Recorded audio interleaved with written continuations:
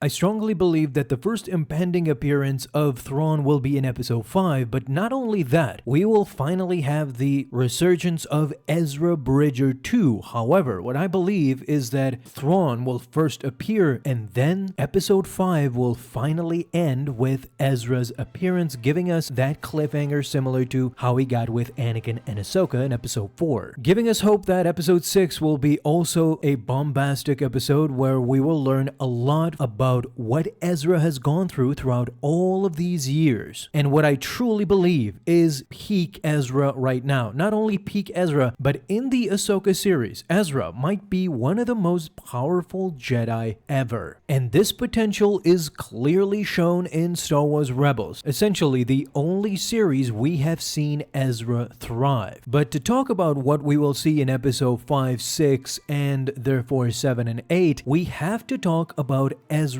peaks and valleys, Ezra's Force capabilities and lightsaber capabilities as well. How he has come from that boy to now what we will see in Ahsoka. I have a clear timeline that I want to show you in this video. What we know is that Ezra initially received training in Form 5 of lightsaber combat. However, Ahsoka kind of gave him indirectly more training with Anakin Skywalker's Jedi holocron. This is the famous moment where Ahsoka and Ezra talk about how great of a Jedi Anakin was. This is preceding what Ahsoka learns later, that Anakin had ultimately become Darth Vader. With this Jedi holocron, Ezra began to incorporate elements of the Ataru style into his own approach, and over time, he also integrated some of Kanan's Sarisu techniques. Because he frequently faced Inquisitors during this timeline period, they were generally more adept duelists than he was at the time, so Ezra had limited chances to fully evaluate his combat capabilities at the time. So in terms of swordsmanship, initially you see Ezra struggle, but this is what I mean. This is why Ezra will be extremely powerful by the time we meet him now in this series, is because while he struggled, he eventually became such a powerful duelist that he even came to a draw when dueling with Kanan. By the time Rebels series ended, Ezra was already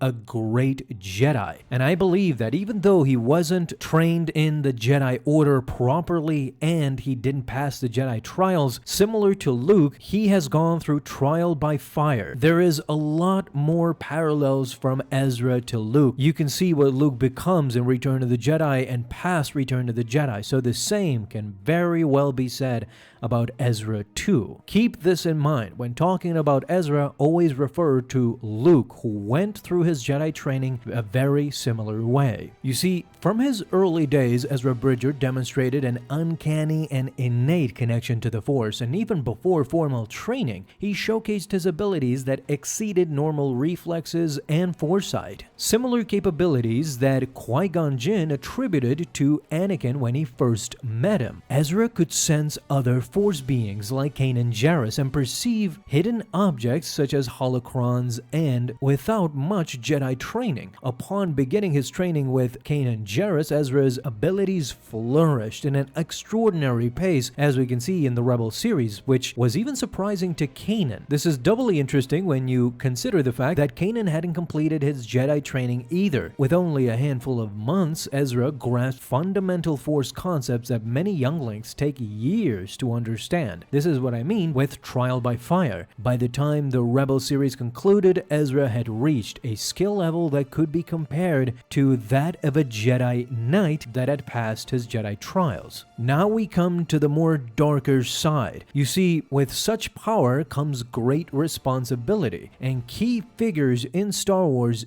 did notice his Force prowess. Outside of Kanan's amazement that what Ezra became, there were other people involved that noticed Ezra's Force capabilities, and most notably those were Darth Vader, Maul, and even at the end there, Emperor Palpatine was also drawn to his power. What can we say about Maul, for example? He was so fascinated with Ezra that he was keenly aware he wanted to make him his own apprentice. Maul had ideals with Ezra that both of them could become the poor man's version of Palpatine and Vader. Then we move on to Vader, of course. On Malachor 5, Vader was astonished when Ezra had managed to decipher the mysteries of the temple on Malachor. Ezra, in fact, had learned this from Maul. Even though in the end Vader dismissed Ezra altogether, he still had that hint of admiration when he saw what Ezra had achieved. And of course, who can forget the Palpatine moment, where Palpatine went so far as to try to manipulate Ezra with his dead parents, only to achieve what Ezra ultimately knew. And this is what connects that series with Ahsoka, of course, because Palpatine was after the world between worlds. More than that, of course, we know by Luke that he was trying to replace Darth Vader, and Ezra would have been a great candidate. However, most of all, it was the world between worlds. Ezra's story, though, is not just about raw power. It's about his evolution, his struggle with the dark aspects of the Force. He showed a lot during his youth, but during the Rebels series, he was still not powerful enough to go against Darth Vader in the slightest and Palpatine. And what's dangerous, what we can see in the Ahsoka series now, is that his influence from the Sith holocron was evident. There was a moment there where he executed mind control against an Imperial pilot, compelling him to turn against his own comrade. Yet for all that darkness, Ezra also showed capabilities that most wouldn't dream of. He had a connection with the life around him. It was like as if he was taught by Obi-Wan himself, because his abilities to commune with animals and natural elements is something to behold. We saw how he in the end defeated Thrawn with the Purgles. He could definitely communicate with those creatures that are pretty hard to do. Then his bond with the Lothwolves. These are another Force-sensitive species. He was even worthy enough to be able to access the world between worlds, something that not a lot of people can say, if any. We can see that Ezra made it inside, and now Ahsoka. So by all accounts, what we know,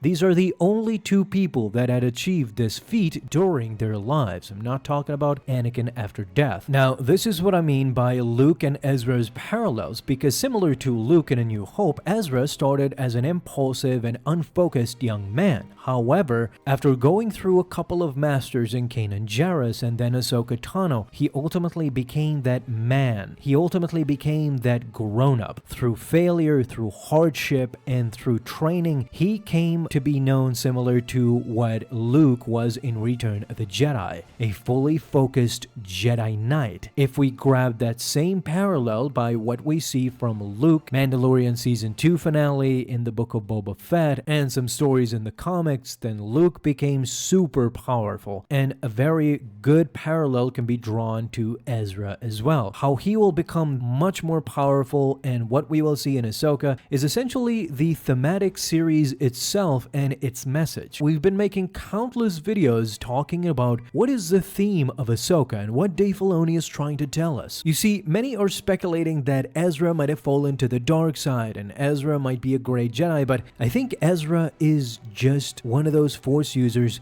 that we are seeing right now. The thematic subject of this series has constantly been, there is no light side, there is no dark side. Ahsoka is no Jedi. Baylan is no Jedi, but they are not Sith either. They're not Darksiders. They have their own personal agenda and they need to take advantage of any way they can. This is what I think the series is trying to tell us. This is what Ezra has ultimately become. When they find him in the end, Ezra will be a super powerful Jedi that has his own agenda, similar to Baylan Shinhati Ahsoka, especially in this new galaxy. I don't believe Ezra has this dogmatic view of how Kanan saw things, with Inquisitors, Sith Lords, and Jedi. Ezra in this new galaxy has created his own version of what a Force user should be. The most interesting part is, what has he done throughout all these years with Thrawn? Have they been working together against a common enemy, or have they created their own factions and are fighting each other throughout all these remaining years? So that's going to be the most interesting part to see, but you can kind of comprehend now what awaits us in episode 5 and 6. Ezra will be shown to be a much